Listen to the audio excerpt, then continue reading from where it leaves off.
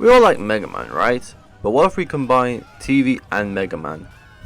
We'll get this one series called Mega Man Fully Charged and but I do want to talk about it quickly. Mega Man Fully Charged came out in August 2018, a bit after the Sonic Boom and Pac-Man CGI show craze, I guess you could call it.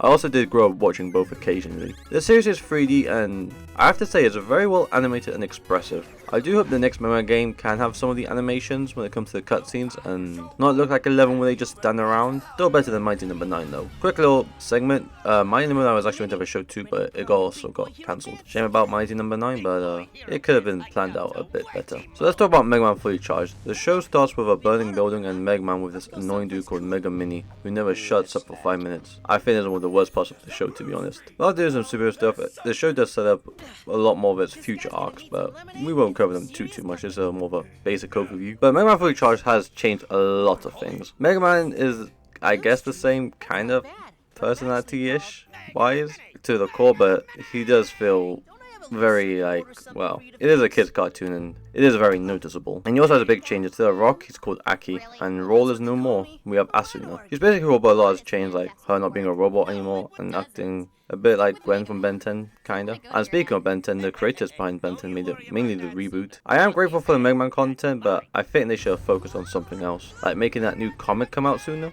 I heard good things about it. Also, Dr. Light is buff and Dr. Wily is a kid in Aki's class. They do try some as the big bad later on, but it really doesn't work out. Though the main event is kinda cool design wise, but he's a little underwhelming. The show has a runtime of 11 minutes per episode, and for some of the robots it feels kinda dragged or too short. Like Hypno Woman episode feels really dragged, but the first two episodes do a good job of covering Fireman. I like some of the stuff they did. I like how it evolves after the humans make fun for messing up on the construction site. They love to show the scenes in its 8-bit style with the theme of the robots from the games, which is a nice little nod. The fight takes place in Aki's school, where they're debating about robots and humans. I think the contrast between Mega Man and Fireman is pretty good here, as Mega Man's trying to help people, and save mankind and robot kind, while Fireman's more for robot kind after getting fired by humans.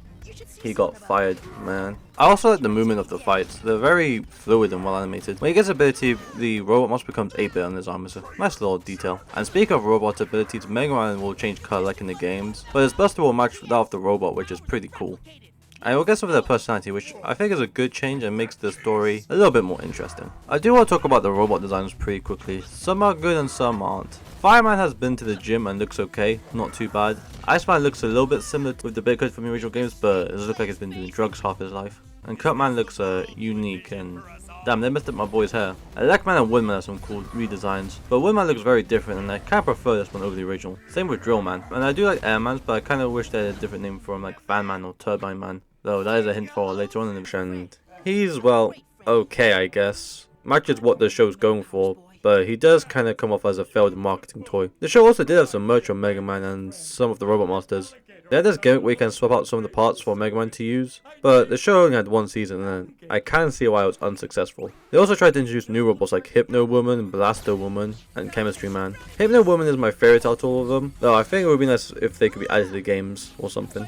But I also think more from other types of Mega Man games, like the later ones being introduced in the show, would add a lot more variety. And also speaking about new robots, there was 2 in the pilot, which I honestly wish they kept the art stuff going for. We had Turbine Man and this giant guy. It did have the same writing and stuff, which I'm not the biggest fan of. I think it being in 2D would match better. And some of the designs look better, like Elec Man, but he looks more like the OG one from the games. They also do keep a lot of other references to the games, like the Policeman from Mega Man 9, and a few other stuff, but I think checking out the pilot is definitely worth it. But is Fully Charged worth watching on its own? Out of Sonic and Pac-Man, nah, I think Sonic Boom was the best out of all of them. If you want to check out the series, all 3 on YouTube, and they have an 8-hour version of all the episodes.